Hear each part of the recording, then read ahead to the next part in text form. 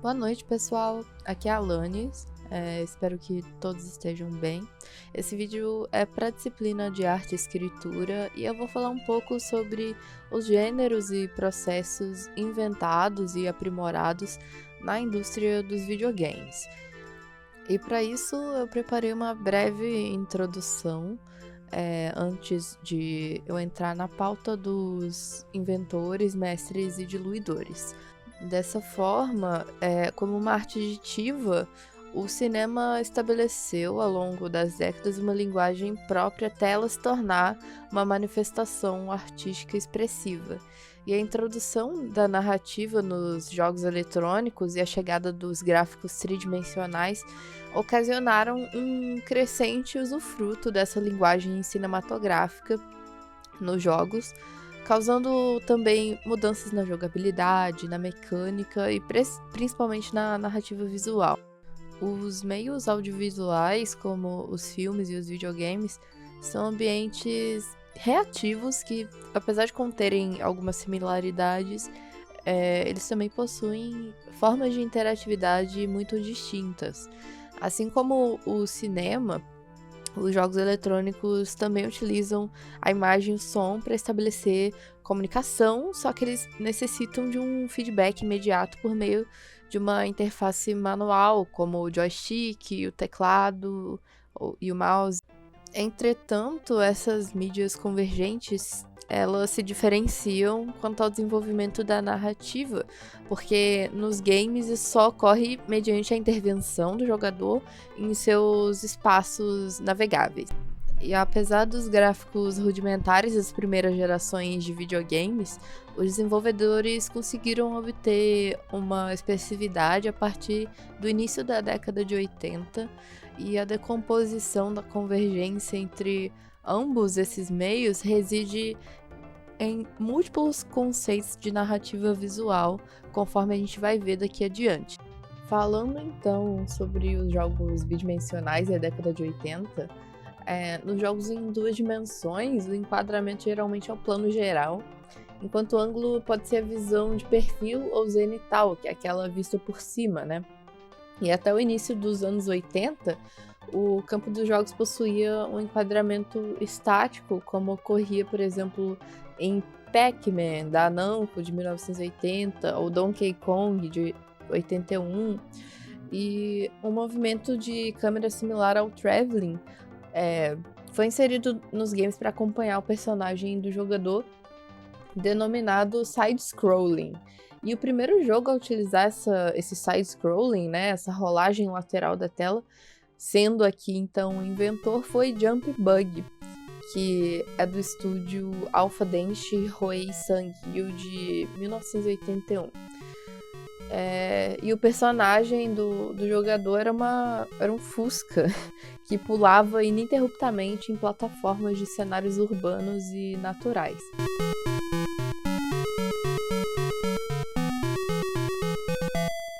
E com mecânica similar, o Super Mario Bros. De 85 estabeleceu um padrão de jogos de plataforma com visão de perfil e tornou esse gênero principal aí das gerações 8 e 16 bits. E o Super Mario, ele definitivamente mestrou essa técnica através de uma inserção de narrativa, uma grande variedade de níveis, uma identidade própria com diversas mecânicas, o que tornou o gênero ainda mais divertido e um pouco mais complexo também.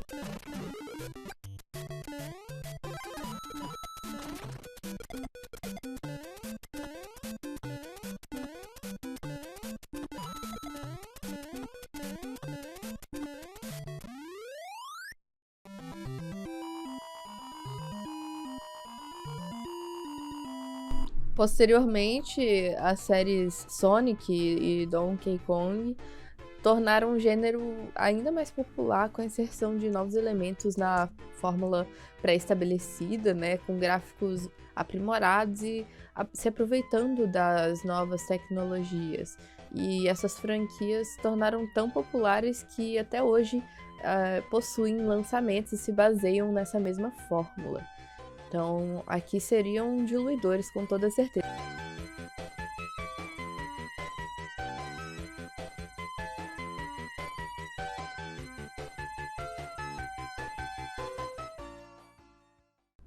Outro recurso audiovisual utilizado nos games é o efeito parallax, que é oriundo da animação tradicional e é um efeito que cria uma ilusão de tridimensionalidade, que é devido à diferença na posição angular entre pontos estacionários, em diferentes pontos de vista. Ou seja, é uma ilusão de perspectiva num cenário em duas dimensões, que é criada por camadas de gráficos que se movimentam em velocidades diferentes para dar essa impressão de tridimensionalidade e profundidade.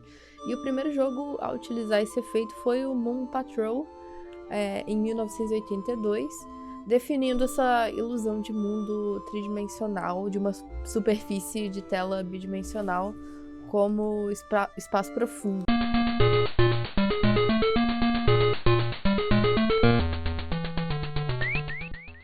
O Top Gear da Nintendo, de 1992, foi um dos precursores do uso do efeito parallax para uma maior imersão da gameplay, e ele se tornou um mestre nesse sentido. Esse jogo é um jogo de corrida, em que a câmera é fixa e posicionada atrás do carro do jogador, e tem uma visão em terceira pessoa. E a câmera acompanha o movimento do carro, se ajustando conforme ele acelera, freia ou faz curvas, enfim. E isso cria uma sensação de velocidade e profundidade essencial para a experiência de um jogo de corrida. E a jogabilidade é bem sólida, viciante, uma trilha sonora magnífica, inesquecível, conquistou o coração dos fãs e é um amor que dura até hoje.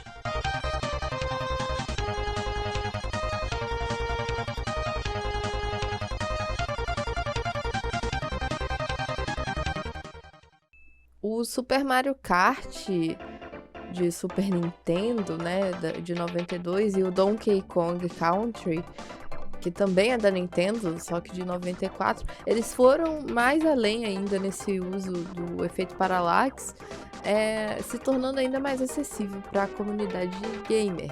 O Super Mario Kart usa uma série de imagens 2D em diferentes ângulos para criar essa perspectiva de velocidade, como se o jogador estivesse se movimentando em um espaço 3D.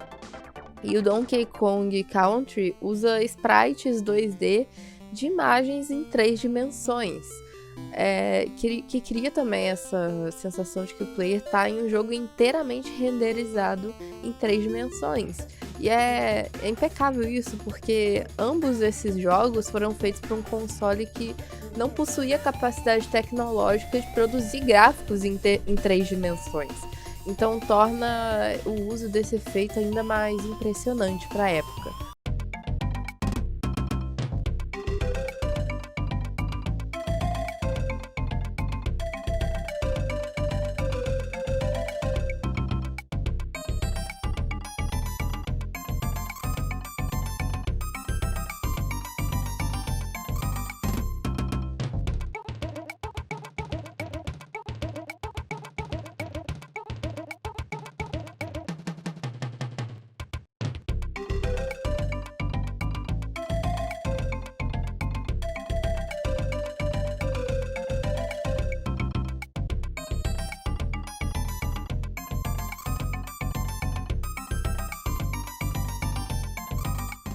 Falando agora sobre uma manifestação da narrativa visual no meio dos jogos, aconteceu em 1979 em Space Invaders Parte 2, que se tornou aqui um inventor. E nesse contexto, no encerramento de cada nível do jogo, o último alienígena fugia em um disco voador enquanto transmitia uma mensagem de socorro.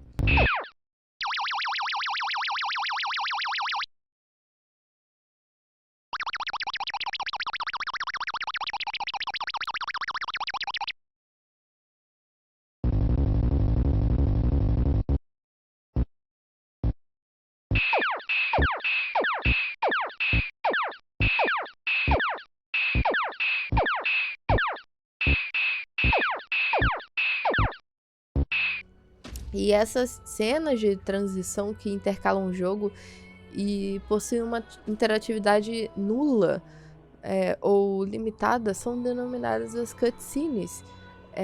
E a função das cutscenes é nada mais do que desenvolver a narrativa, fortalecer o desenvolvimento dos personagens, do protagonista, dos antagonistas, prover informações de fundo, atmosfera, os diálogos, por aí vai. E elas também são conhecidas como cinematics ou in-game movies. E elas podem ser feitas a partir de animações, filmes live action e também podem usar os gráficos do próprio jogo para criar eventos de roteiro.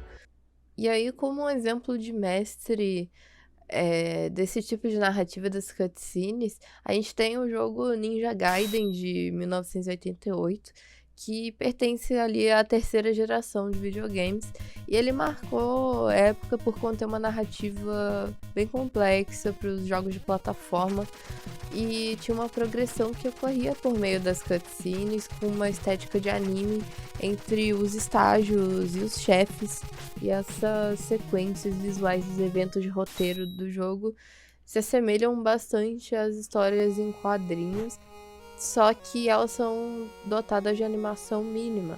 E para expressar essa sensação de movimento nas cutscenes, eles utilizaram linhas cinéticas e o deslocamento de camadas de sprites para realizar movimentos de câmera, como o traveling e o tilt. Então ele se tornou com certeza um mestre no uso das cutscenes.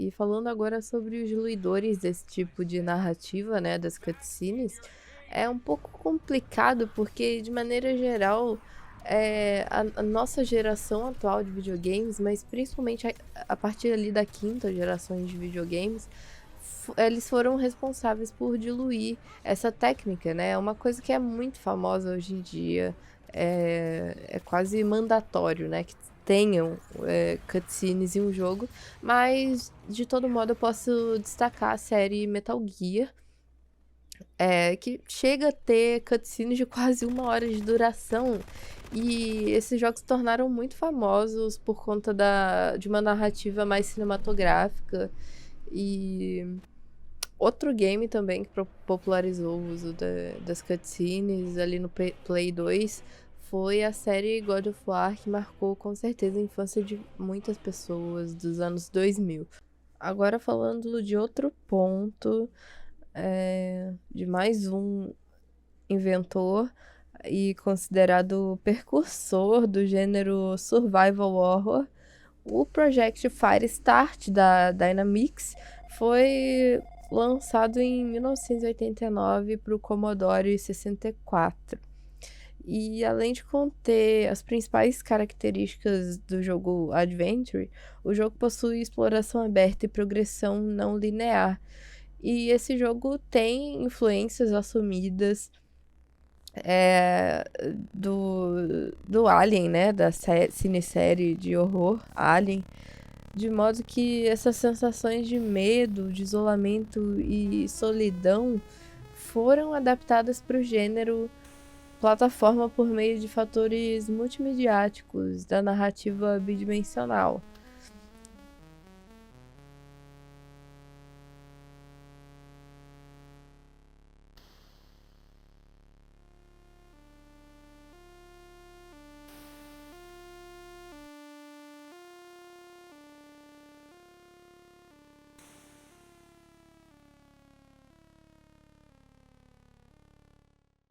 Sobre o gênero survival horror, o desenvolvedor de jogos Frederick Heinel afirmou: primeiro, o jogador deve estar mais assustado pelo que ele não vê do que com o que ele vê.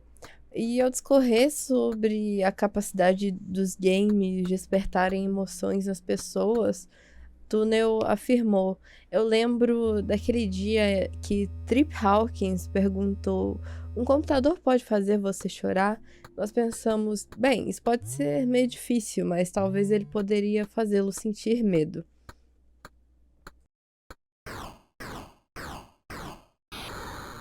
Esse recurso narrativo foi posteriormente utilizado e aprimorado por muitos outros jogos do gênero, como Alone in the Dark, Resident Evil, Silent Hill. O Silent Hill 2, por exemplo, se tornou pioneiro no gênero ao utilizar uma movimentação da câmera em prol do terror psicológico. A série Silent Hill com certeza elevou a um patamar superior às convenções desse gênero, tanto pelo seu roteiro bem construído, quanto por uma atmosfera muito, muito sombria, bem feita e com proveito da linguagem cinematográfica. Só quem jogou Silent Hill 2 sabe o real medo e pânico da ambientação dos cenários, dos sons e principalmente dos monstros que você não enxerga.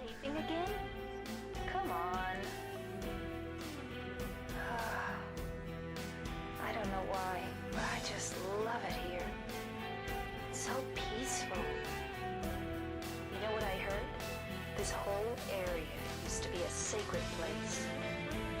I think I can see why. It's too bad we have to leave. Please promise you'll take me again, James. I don't look like a ghost, do you? Anyway, I'm glad you're alive. Anyway? What do you mean, anyway? You don't sound very happy to see me. I was almost killed back there. Why didn't you try to save me? All you care about is that dead wife of yours. I've never been so scared in my whole life. Lost? Just like that stupid dog. He had it coming too. Eddie, you can't just kill someone because of the way they looked at you. I don't know. Maybe I did. What's a little girl like you doing here anyway? Huh? Are you blind or something?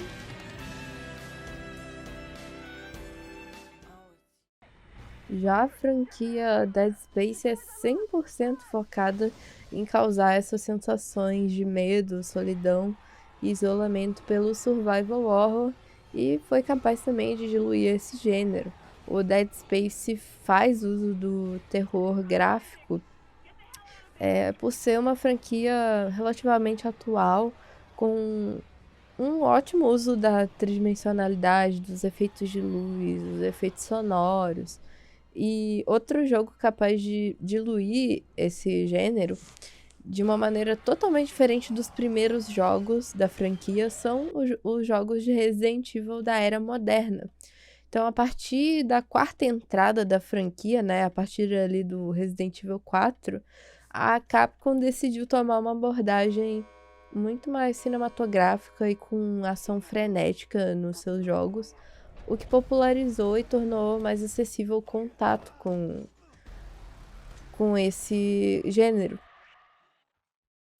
Outro ponto que eu quero trazer aqui é sobre um jogo chamado Out of This World, que foi lançado em 1991 pela Delphine Software, inicialmente para computadores pessoais, mas posteriormente para consoles domésticos.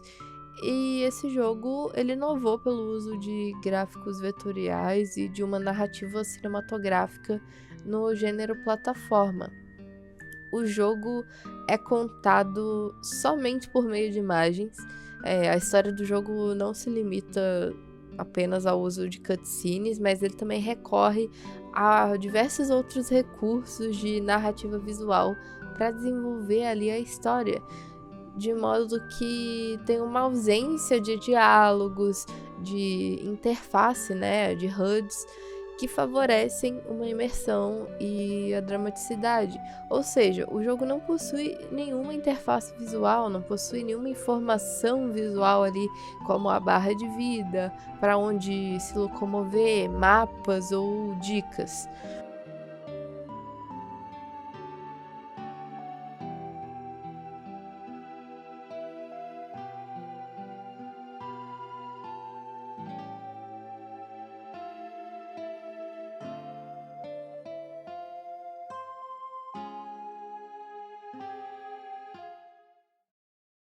E aí eu posso citar aqui o Yu Menik como um dos mestres desse estilo, que foi lançado pelo Kikiyama em 2004, e esse jogo com certeza aprimorou essa ausência de elementos visuais e de diálogos, e esse foi um lançamento japonês independente, que apesar de ser um jogo um pouco esquisito e meio underground, ele usou muito bem desse tipo de narrativa para construir a sua história. Por se tratar de um RPG de exploração, o jogador só sabe que ele deve trilhar ali pelos mapas e vagar no mundo dos sonhos da protagonista, percorrendo os seus traumas e medos, e não possui nenhum objetivo claro ou uma narrativa linear. E é justamente por conta dessa não linearidade que o jogo mostra também uma subjetividade da história, que é um dos aspectos chaves aqui que contribuem para amplitude de interpretações por parte dos jogadores e do andar da história e do seu final também. E aqui um diluidor que é amplamente conhecido é o Journey, que é do estúdio That Game Company, que foi lançado em 2012, e também o Gris, que é da Devolver Digital de 2018. Eles são ambos jogos indies, sem HUD, sem diálogos, que fizeram muito sucesso na última década por irem em direções opostas ao padrão estabelecido da indústria, né? E são experiências totalmente reflexivas e que instigam o jogador a explorar dessa subjetividade da gameplay e tornaram ainda mais conhecidos e acessíveis esse tipo de jogabilidade. Ambos são jogos extremamente reconhecidos e que concorreram e ganharam diversos prêmios e são amplamente aclamados pela comunidade em geral.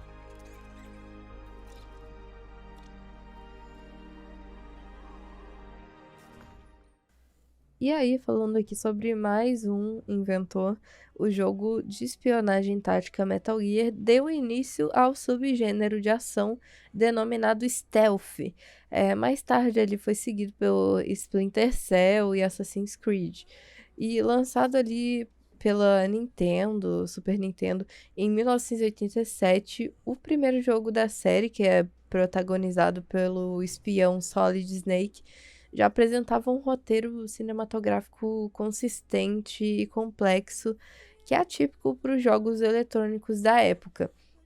Criada ali pelo renomado game designer Hideo Kojima, a série Metal Gear possui uma abordagem um pouco mais sensível de temas como a guerra, a política e a corrida armamentista. E o desenvolvimento do roteiro ocorre por meio de cutscenes e diálogos travados no transceptor em momentos-chave do jogo. E esse gênero aí criado pelo Kojima, né, o stealth, se consiste basicamente em uma gameplay em que a furtividade é a palavra-chave. Então, nesses jogos você não sai atirando para todos os lados como um herói em ação. Em vez disso, você se move nas sombras, você evita ser percebido pelos inimigos, você planeja suas ações com cautela. E o objetivo é justamente passar despercebido, seja evitando os inimigos ou criando emboscadas. A série Splinter Cell da Ubisoft, lançado em 2003, se tornou um mestre desse subgênero, dando uma gameplay de espionagem tática que obriga o jogador a concluir missões de maneira furtiva, evitando combates e trazendo uma melhoria aí de inúmeros elementos que se originaram do Metal Gear, como por exemplo uma grande variedade de equipamentos que permitem o jogador modificar a sua gameplay. Já a série Assassin's Creed, que também é da Ubisoft, porém de 2007, populariza aí o gênero stealth, inserindo esse elemento em grandes mapas de mundo aberto e cheios de vida, com objetos colecionáveis e cenários que permitem ao jogador exploração através de movimentos de parkour. E além disso, o Assassin's Creed traz uma narrativa que mistura elementos históricos de ficção científica e misticismo, o que tornou a série extremamente popular e para muitas pessoas foi ali a primeira experiência com o subgênero stealth.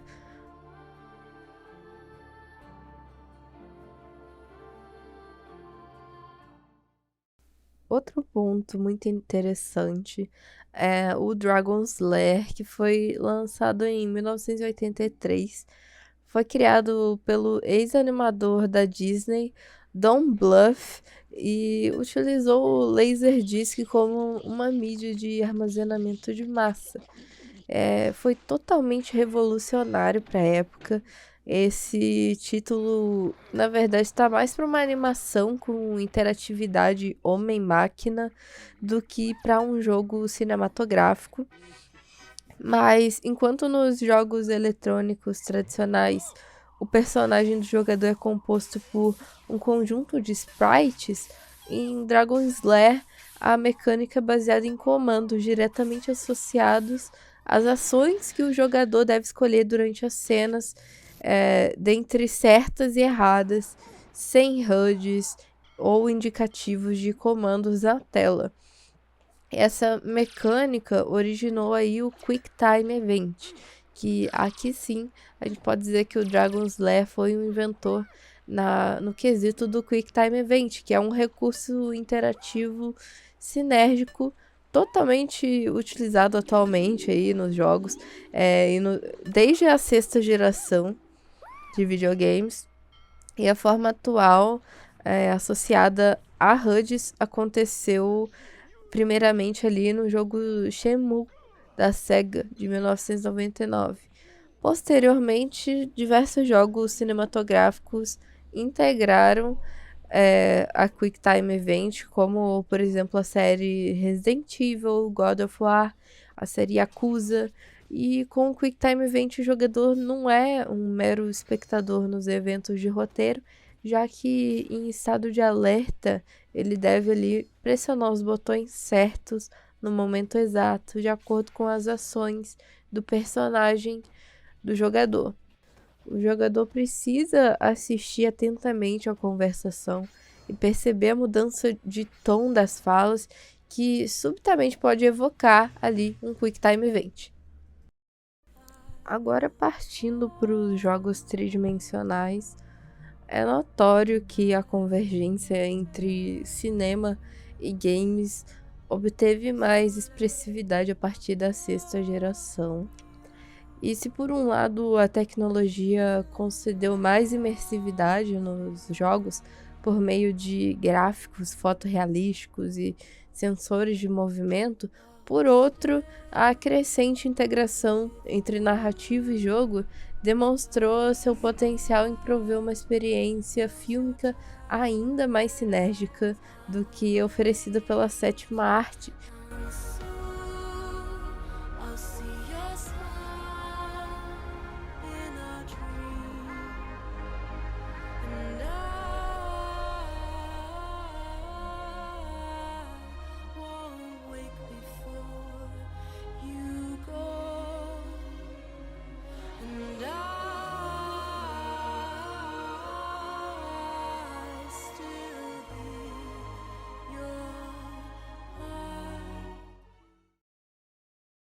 Embora classificado como um adventure com visão em terceira pessoa, o Fahrenheit, o jogo Fahrenheit da Quantic Dream de 2005, é considerado ali a primeira tentativa de realizar um filme interativo nos videogames.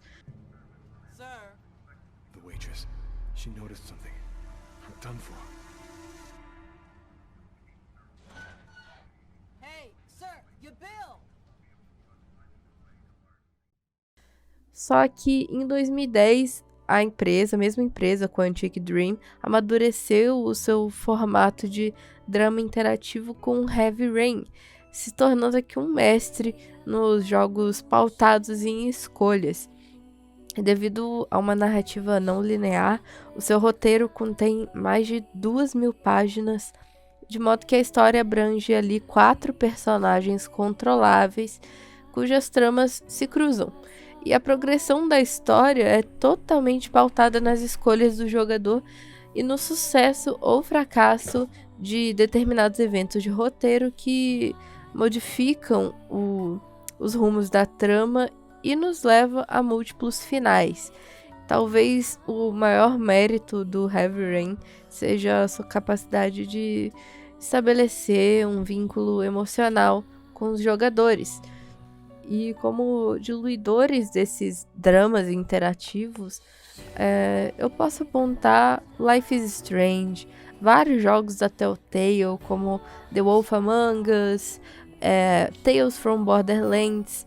A gente tem também aí o Detroit Become Human, Beyond Two Souls, enfim, todos eles foram sucessos das últimas 3 gerações e que popularizaram o gênero e são reconhecidos por não serem jogos de muita ação ou com foco específico de gameplay. Na verdade, a proposta aqui é ver como a trama se desenrola diante de diferentes escolhas do jogador.